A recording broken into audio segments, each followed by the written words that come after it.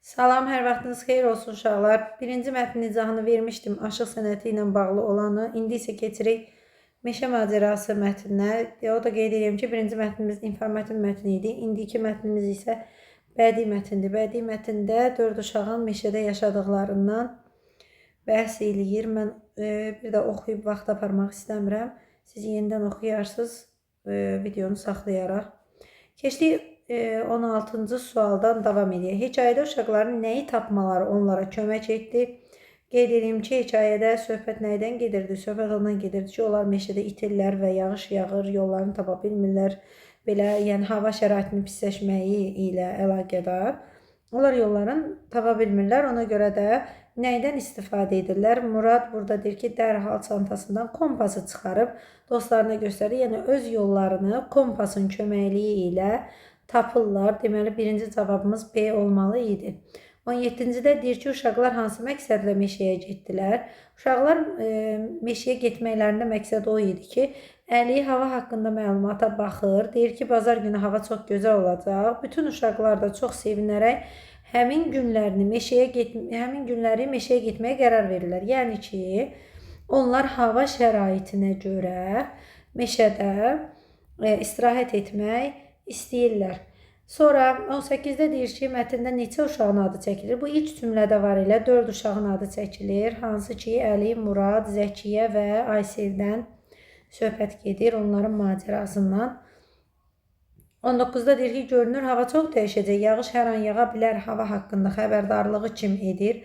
Baxın elə burada yazılıb, görünür hava çox dəyişəcək, yağış hər an yağa bilər. Buna görə də diqqətli olmalıyıq. Xəbərdarlığını kim eləyir? Əli eləyir. Ona görə də düzgün cavabımız olacaq A variantı. 20-cidə deyir ki, Murad kompası çıxardıqda Aysel ona izah etdi ki, baxaq görək Murad kompası çıxarıb dostlarına göstərəndə nə baş verirdi? Lakin o coğrafiya dərslərində cəhətlər mövzusunu keçməmişdi və kompası necə işlədəcəyini bilmirdi. Məhz buna görə də Aysel dərhal cavab verir ki, rəngli tərəf şimalı göstərir. Deməli, düzgün cavabımız olmalı idi. B variantı, kompasın rəngli tərəfi şimalı göstərir. 21-də deyir ki, hekayənin sonunda uşaqlar nəyi öyrənmişdilər? Onu öyrənirlər ki, bax deyir ki, Əli, Aysel, Murad və Zəkiyə artıq bir daha təbiətə gəzintiyə çıxarkən ehtiyatlı olmağı öyrənmişdilər. Deməli, düzgün cavabımız B variantı olmalı idi. Təbiətə gedərkən ehtiyatlı olmağın vacibliyini onlar öyrənmiş oldular. 22-də deyir ki, hekayədə uşaqlar hansı tədbiri gördülər ki, bir-birini itirməsinlər? Baxırıq, burada yazılıb ki, deməli, hava pisləşdiyinə görə həmin anda Aysel dostlarına dönərək biz bir-birimizi itirsək, yönümüzü tapmaq çətin olacaq dedi. Onlar bir-birlərinə yaxın olmaq üçün əllərini tutdular, bir-birinin ardınca getməyə başladılar. Burada da düzgün cavab A variantıdır, bir-birlərinin ardınca gedirlər. 23-də deyir ki, aşağıdakı cümlələri hekayənin ardıcıllığına uyğun olaraq düzgün sıralayın. Baxırıq, burada ilk cümləni birinci tapmaq lazımdır. Bu tip suallarda nə edirik? Birinci cümləni tapırıq. Yazılıb ki, Əli hava haqqında məlumatı öyrəndi və bazar günü havanın gözəl olacağını bildirdi. Onda belə çıxır ki, ilk cümləmiz bax budur. İlk cümləmiz 4-dürsə, avtomatik olaraq C variantı düzgün variantlıqdan çıxır. Çünki o C variantında 8-dən başlayıblar. 8 də ilk cümlə ola bilməz. Ona görə də keçirik digər sıralara. Deyir ki, indi baxaq. Birincidə yazılıb ki, A variantında bax 4-dən sonra 1 verib, sonra 2 var, bir də 7 var. Gəlin indi 1, 2, 7-yə baxaq, görək necədir.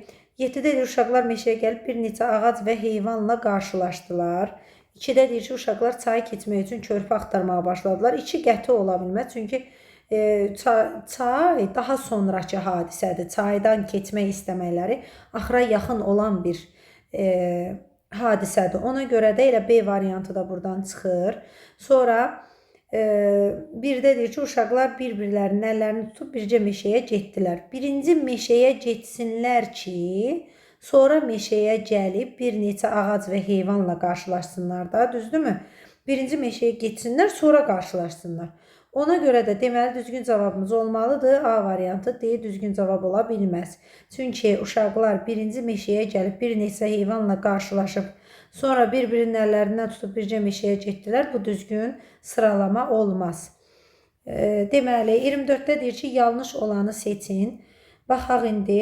Əli hava haqqında məlumat aldı və uşaqları meşəyə getməyə təşviq etdi. Bu doğru variantdır. Bunu götürmürük, çünki bizdən yanlış istəyir. Murad kompası istifadə etməyi çox yaxşı bilirdi. Yaxşı bilmirdi axı.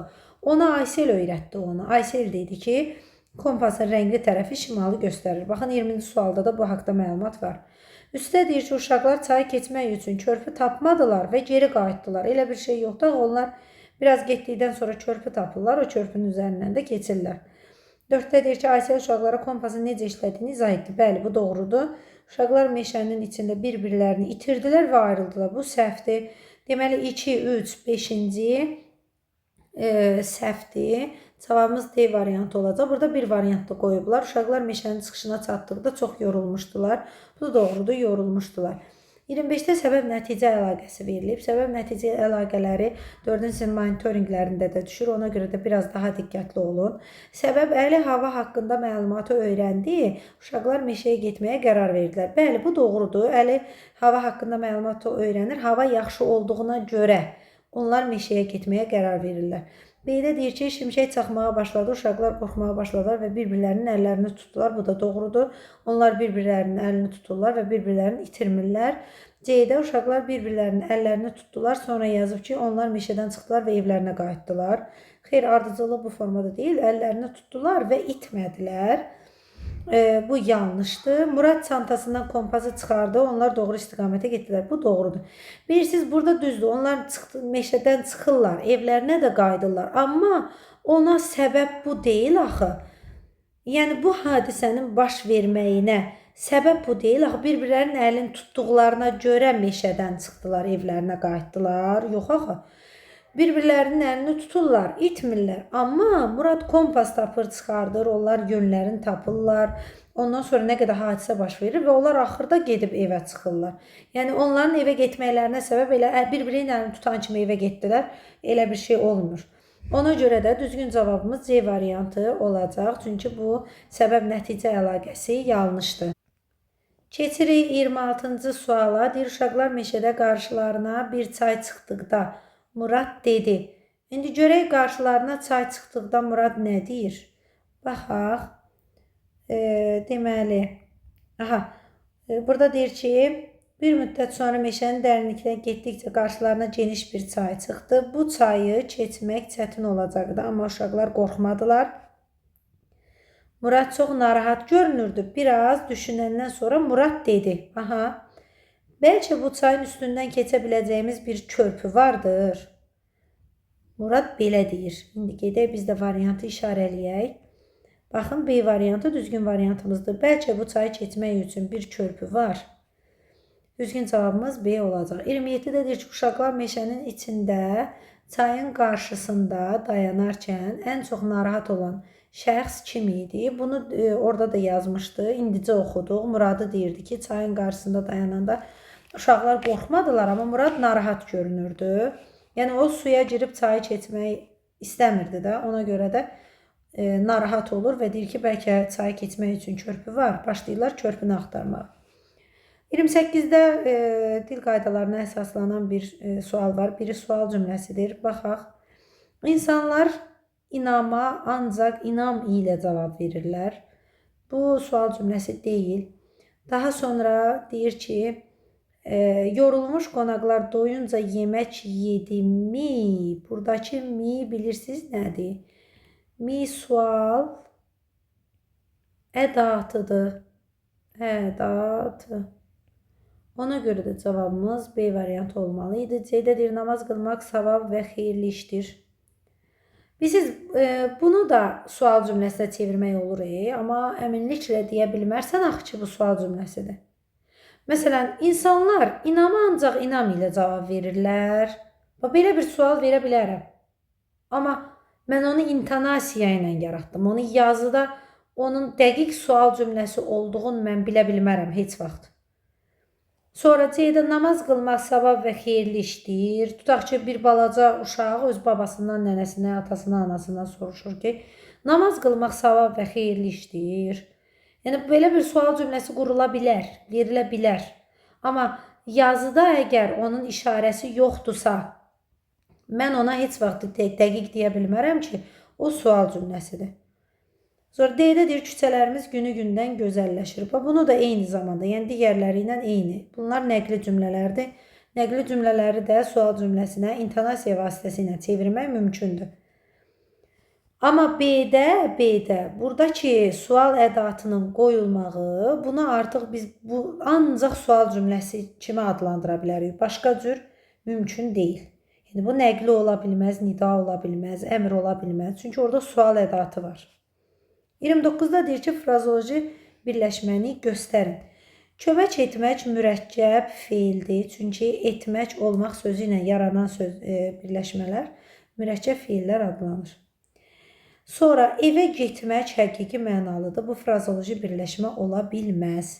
Su içmək həqiqi mənalıdır. Frazoloji birləşmə ola bilməz. Amma əlini üzmək frazoloji birləşmədir. Niyə görə deyirik? Çünki məcazi mənada işlənib. Götürüb əlimizi üzmürük ki, əməlli başda. Üzmək nə deməkdir? Qopartmaq deməkdir də. Yəni belə üzürsən, qopardırsan. Götürüb əlimizi qopartmırıq ki, sadəcə nəyəsə inamımız itəndə həmin şeydən əlimizi üzürük. Fikirləşirik ki, hətta bu yəni alınmadı da, yəni bu mənada. 30-da deyir ki, hansı cümlədə yaxın mənalı sözlər işlənib? D-dən baxacam. Pəncərədən baxanda gözəl bir mənzərə canlanırdı. Burada ümumiyyətlə nə yaxın, nə əks yoxdur. Səhər axşam yorulmadan işləyirdilər. Bu mürəkkəb sözdür və bunun tərəfləri əks mənalı sözlərlə yaranıb. Ona görə yaxın mənalı istədiyinə görə onu götürmürük. Onlar dərə, təpə düz gedib mənzil başına çatdılar. Dərə və təpə bir-biri ilə əks mənalı sözlərdir, yaxın mənalı sözlərdir. Biri dərədir, belə hündürdür. Daha doğrusu biri dərədir, yəni çökəkdir, biri isə təpədir, hündürdür. Ona görə də bunlar bir-birinə əksdir. İndi burada el bilir ki, sən mənimsən, yurdum, yuvam, məskənimsən. Yaxın mənalı sözlər A variantında özlərini göstərirlər. Deməli, ikinci mətnin də izahının sonuna gəldik. İnşallah gələn videoda riyaziyyatın suallarını izah edəcəm. Sağ olun, sağlıqla qalın.